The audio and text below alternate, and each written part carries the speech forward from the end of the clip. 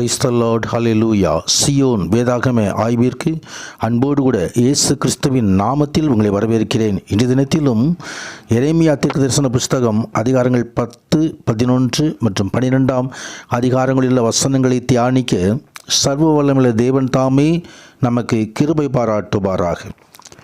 10வது அதிகாரத்திலே, இஸ்ரவேல் வீட்டாரே, கர்த்தர் உங்களுக்கு சொல்லுகிற வசனத்தை கேளுங்கள். புறஜாதிகளுடைய மார்க்கத்தை கற்றுக்கொள்ளாதிருங்கள். வானத்தின் அடையாளங்களாலே புறஜாதிகள் கலங்குகிறார்களே என்று சொல்லி நீங்கள் அவைகளாலே கலங்காதிருங்கள்.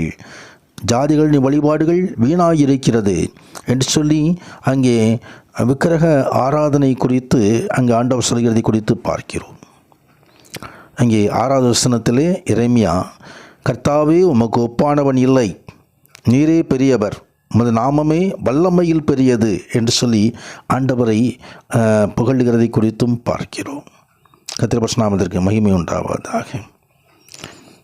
அங்கே பாபிலோனிய படையெடுப்பினால் ஏற்பட்ட பயத்தினால் மக்கள் தங்களை சுற்றியுள்ள நாடுகளில் விக்கிரகங்களிடத்திலும் ஜோசியர்களிடத்திலும் ஆவிகளிடத்திலும் திரும்பி போய் அவர்கள் காரியங்களை நடப்பித்து கொண்டிருந்தார்கள். எல்லாவற்றையும் சிருஷ்டித்த ஒரே மெய்தேவன் கர்த்தர் என்று எரேமியா அறிவித்து மக்கள் மறுதலிக்கும் கிரியை கண்டித்தான் என்பதை இந்த பகுதியிலே நாம் பார்க்கிறோம். பாபிலோனியரின் படையெடுப்பும் அதோடு சேர்ந்து வரும் அழிவும் மிக தெளிவான உண்மையானதாய் அங்கு எரேமியாவுக்கு தெரிந்ததால் நாடு கடத்தப்படும் நாட்களில் மக்கள் புலம்பலின் வார்த்தைகளையும் எரேமியா குறிப்பிடுகிறதை குறித்து பார்க்கிறோம். தேவனாய் கர்த்தரே பூமியை தம்முடைய வல்லமையினால் உண்டாக்கி பூச்சக்கரத்தை தம்முடைய ஞானத்தினால் படைத்து வானத்தை தம்முடைய அறிவினால் விரித்தார். ஆனால் மனித அறிவில்லாமல் மிருகக்குணமுள்ளவனார் தட்டார் அனைவரும் வார்ப்பித்த சிறுபங்களாலே வெட்கி போகிறார்கள். அவர்கள் வார்ப்பித்த விக்கிரகம் பொய்யே, அவர்களில் ஆவியில்லை என்று சொல்லி அங்கே எரேமியா அந்த விக்கிரக ஆராதனை கண்டித்து சொல்கிறது காரியத்தை குறித்தும் பார்க்கிறோம். ஆனால் யாக்கோபின் பங்காயிருக்கிறவர் அவைகளைப் போல சர்வத்தையும் உருவாக்கினவர் என்று சொல்லி ஆண்டவரை அங்கே அறிமுகப்படுத்தி ஆண்டவரை தொழுது கொள்ளும்படியாய் தொடர்ந்து ஒரு விண்ணப்பத்தை ஏறெடுத்து, கர்த்தாவே, தண்டியும் ஆனால் அவமாய் போகாதபடி கோபத்தினாலே மட்டாய் தண்டியும் என்று சொல்லி அங்கே எரேமியா தேவ சமூகத்தில் விண்ணப்பிக்கிறதை குறித்து பார்க்கிறோம்.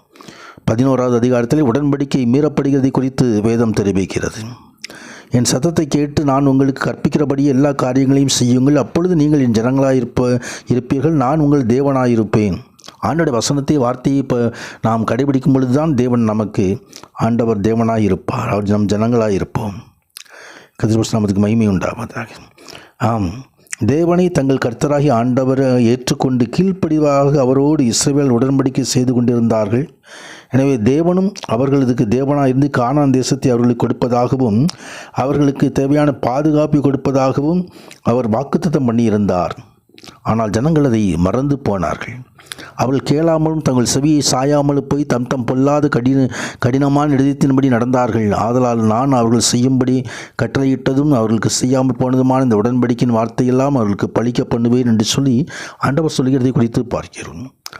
ஆம், நமது தீர்க்கதரிசியாகிய எரேமியாவை அனுப்பி சத்தியத்தை தெரிவிக்கிறார். சத்தியத்தை ஜனங்கள் ஏற்றுக்கொள்ள மறுக்கிறார்கள். எரேமியாவுக்கு எதிராக சதித்திட்டம் தீட்டப்படுகிறது. ஆம், அங்கே எரேமியாவுக்கு நெருக்கடிகள் கொடுக்கப்படுகிறது. எரேமியா சொல்லுகிறார், நான் அடிக்கப்படுவது கொண்டு போகப்படும் சாதுவான ஆட்டுக்குட்டியைப் போல் இருந்தேன். எரேமியா தன்னையே இந்த காரியங்களுக்கு ஒப்பு கொடுத்திருக்கிறார். தொடர்ந்து 12வது அதிகாரத்திலே, கர்த்தாவே, உம்மோடே நான் வழக்காட போனால் தேவரீர் நீதியுள்ளவர் தாமே, ஆகிலும் உம்முடைய நியாயங்களை குறித்து உம்மோடே நான் பேசும்படி வேண்டுகிறேன். ஆகாதவர்களின் வழி வாய்க்கிறதென்ன, துரோகம் செய்து வருகிற அனைவரும் சுகித்திருக்கிறதென்ன என்று சொல்லி இது எரேமியாவுடைய உள்ளம் அங்கலாய்க்கிறதை குறித்து பார்க்கிறோம். தன்னுடைய பாடுகள் கொடுமைக்காரர்களுடைய செழிப்பையும் எரேமியா ஒப்பிட்டு பார்த்து அம்மக்கள் மேல் தேவனுடைய நியாய தீர்ப்பு தாமதமாவதை குறித்து குழம்பி இந்த வார்த்தைகளை சொல்லுகிறார். அங்கு தேவன் பதில் சொல்கிறார், நீ காலாட்களோடு ஓடும்போதே உன்னை இழைக்க பண்ணினார்களானால் குதிரைகளோடு எப்படி சேர்ந்து ஓடுவாய்? சமாதானமுள்ள தேசத்திலேயே நீ அடைக்கலம் தேடினால் யோர்தான் பிரவாகித்து வரும்பொழுது என்ன செய்வாய் என்று சொல்லி வருகின்றதான காரியங்களிலே இது விசுவாசத்தோடு உறுதியாக இருக்கும்படி ஆண்டவர் இந்த எரேமியாவுக்கு உணர்த்துகிறதை குறித்து பார்க்கிறோம். இங்கு எரேமியா மேசியாவின் காலத்தையும் தீர்க்க தரிசனமாக பார்க்க தேவனுடைய வழிகளை கற்றுக்கொண்டு அவர் உண்மையாய் ஆராதிப்பார்களானால் தேவன் மக்களுக்கு தேசங்கள் சுதந்திரமாக கொடுக்கப்படும். தேவனை அவர்கள் எதிர்ப்பார்களானால் அது அளிக்கப்படுவார்கள்.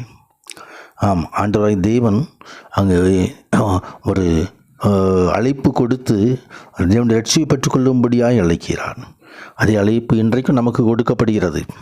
ஆம், இந்த கடைசி நாட்களிலே வாழ்ந்து கொண்டிருக்கிற நமக்கு ஆண்டவருடைய வருகை அதுக்காக நாம் ஆயத்தப்படும்படி அழைக்கப்படுகிறோம். பரம ராஜ்யத்தை சுதந்திரத்தை நாம் அந்த சுதந்திரத்தை பெற்றுக்கொள்ளும்படியாக அழைக்கப்படுகிறோம்.